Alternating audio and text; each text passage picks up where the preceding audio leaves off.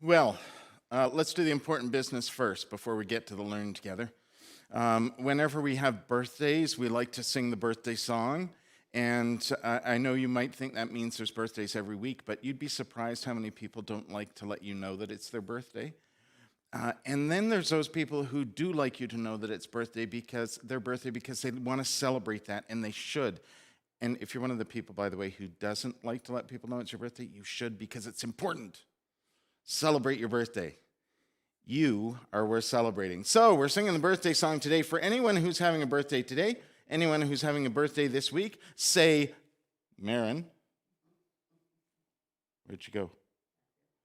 Marin. Oh, she's hiding. Okay.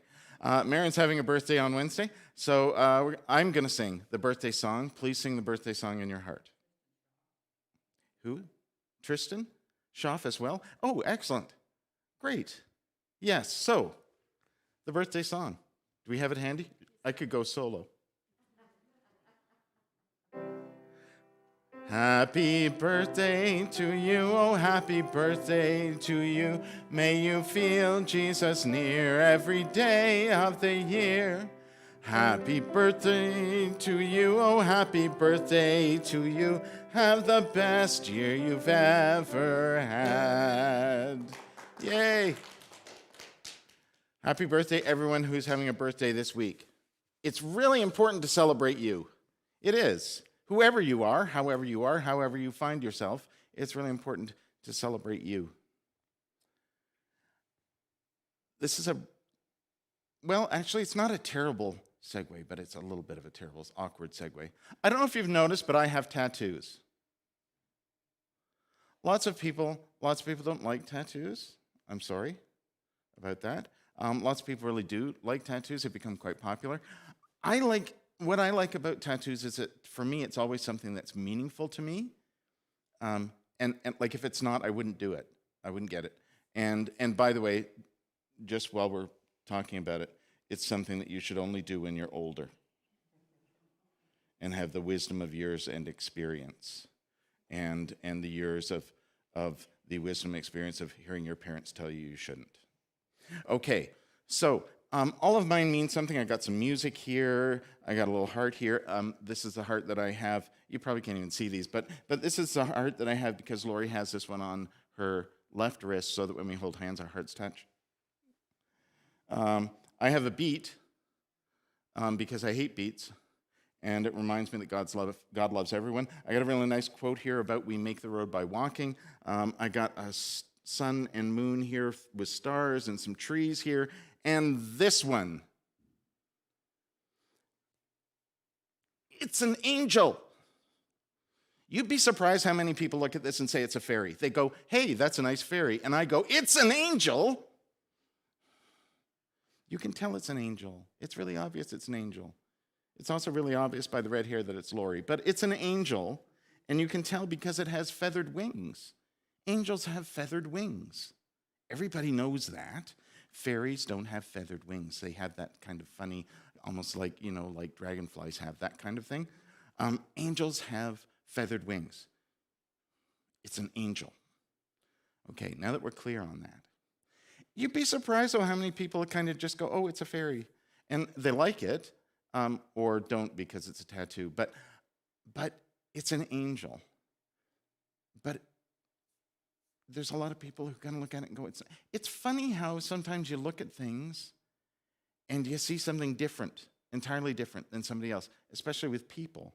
You sometimes see things differently than everyone else. It's funny, too, how it's an angel because it has feathered wings. I didn't say it's an angel because it's Lori. I didn't say it's an angel because, obviously, it's you can tell just by looking at it that it's clearly about someone who's loving and caring and helpful to others and loves everyone. It's not obvious just by looking at it. You have to find out, right? And that's the thing about people in general. Yeah, kind of have to find out. You can't tell just by looking at them. There's lots of characters in the Christmas story that are like that, right? We have angels. In fact, nothing happens in the Christmas story unless an angel makes it happen, right? Gabriel comes and tells Mary. no spoilers, but this is what happens. Gabriel comes and talks to Mary, tells her that she's going to have a baby. It's an angel that tells Joseph that it's okay, everything's going to be fine. You should marry Mary and go to Bethlehem because you're supposed to.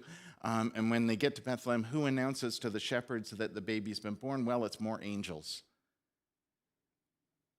It's always the angels, and angels have feathered wings.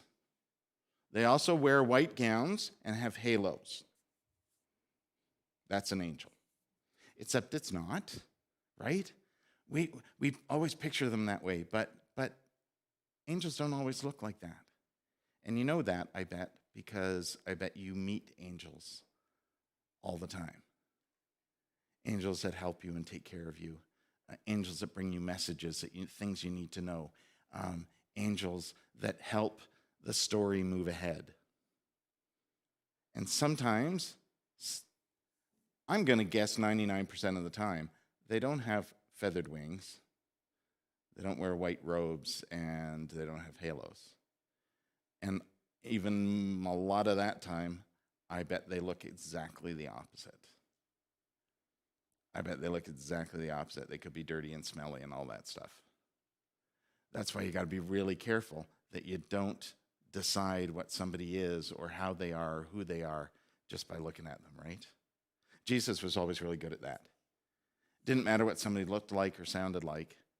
He was still happy to sit down and talk with them and find out who they are. And that's the important part of that, finding out who people are. Because otherwise, how will you know whether or not they're an angel? Spoiler alert, they probably are.